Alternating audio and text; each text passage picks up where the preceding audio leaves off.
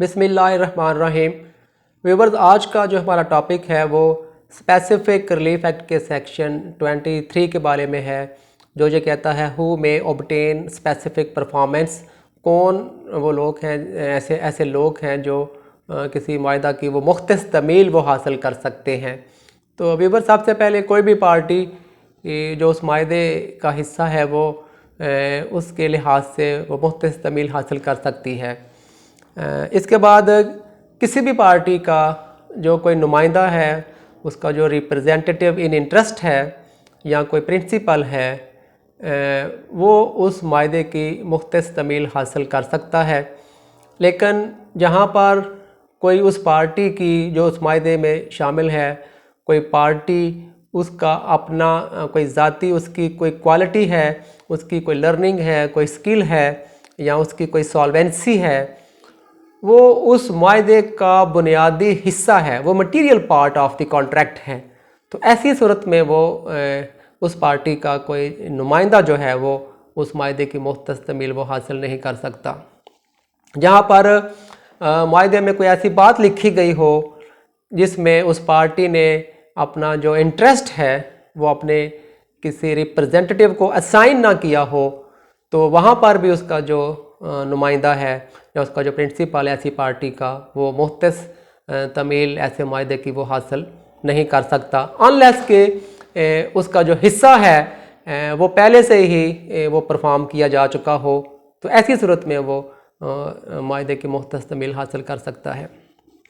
Viewer, इसके बाद जहाँ कोई ऐसा मायदा हो जो किसी जो सेटलमेंट ऑन मैरिज हो, जो किसी शादी की सेटलमेंट पर हो, और उसके उसी जो ख़ानदान के जो तमाम अफराद हैं उनके दरमियान जो उनके जो डाउटफुल राइट्स हैं उनके दरमियान कोई कंप्रोमाइज़ हो, तो ऐसे कॉन्ट्रैक्ट में जो शामिल तमाम अफराद, जो उस फैमिली के तमाम मेंबर्स हैं जो किसी बेनिफिट के एंटाइटल हैं, वो ऐसे मायदे की वो स्पेसिफिक परफॉर्मेंस वो हासिल कर सकते हैं। जहाँ पर व्यूवर्स कोई जो मायदा किसी टेनेंट ने किया हो, जो टेनेंट फॉर लाइफ हो, और उसने अपनी इस जो पावर्स है उसको ड्यू एक्सरसाइज करते हुए एज रिमाइंडर मैन अपनी जो पावर को एक्सरसाइज करते हुए को मायदा किया हो, तो वो भी इस ऐसे मायदे की वो मुख्तस तमील वो हासिल कर सकता है। इसके बाद व्यूवर जो रिवर्जनर इन पोजेशन हो, वो भी ये जो मुख्तस तमील है मायदे की हासिल कर सकता है। कोई ऐसा मायदा उसने किया हो, अपने उसने जो पेशरो हो ऐसी होल्डिंग का, जो जिसके पास जो प्रेडिसेसर हो,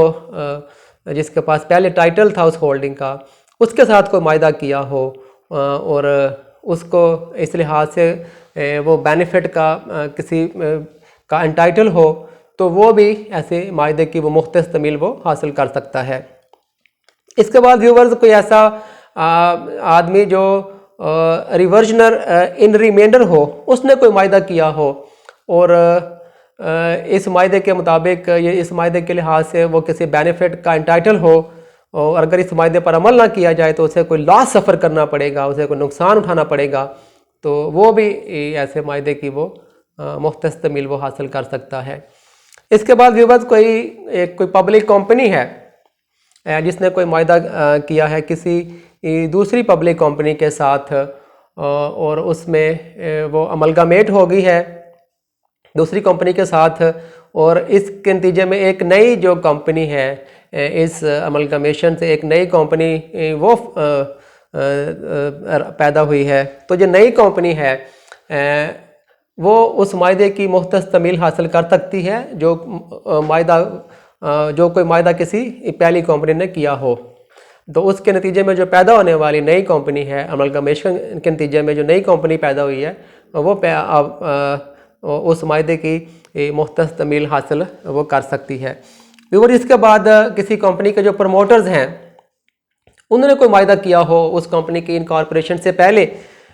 जो कंपनी के मकासद के लिए हो, और ये जो बात है जो उस कंपनी की जो टर्म्स हैं इनकॉर्पोरेशन की उसमें शामिल हो, उसमें इसकी इजाज़त दी गई हो, इसका इख्तियार दिया गया हो,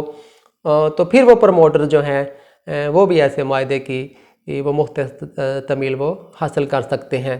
तो व्यूअर्स, ये हमारा आज का टॉपिक था, हु में ऑब्टेन स्पेसिफिक परफॉर्मेंस, कौन से जो लोग जो एंटाइटल हैं, जो हकदार हैं मायदे की मुख्तलिफ तमील हासिल करने के बारे में, उनके बारे में हमने आज बात की है। व्यूअर्स, आखिर में बता दूं, जो रिवर्जनर होता है वो कोई ऐसा शख्स होता है जो कोई ऐसी जिसको कोई ऐसी प्रॉपर्टी वापस मिल जाए जो उसने किसी को दी हो या उसके आबाओ अजदाद में से किसी ने किसी दूसरे को दी हो और उसको वो जो प्रॉपर्टी उसको जो वापस मिल जाए, तो इसको हम रिवर्जनर कहते हैं। तो व्यूअर्स, उम्मीद है आप आज का जो हमारा जो टॉपिक है, जो वीडियो आपको पसंद आएगी, जो स्पेसिफिक रिलीफ एक्ट के सेक्शन 23 के बारे में था। तो वीडियो को लाइक और शेयर कर दें, चैनल को सब्सक्राइब कर लें। टेक केयर, अल्लाह हाफिज़।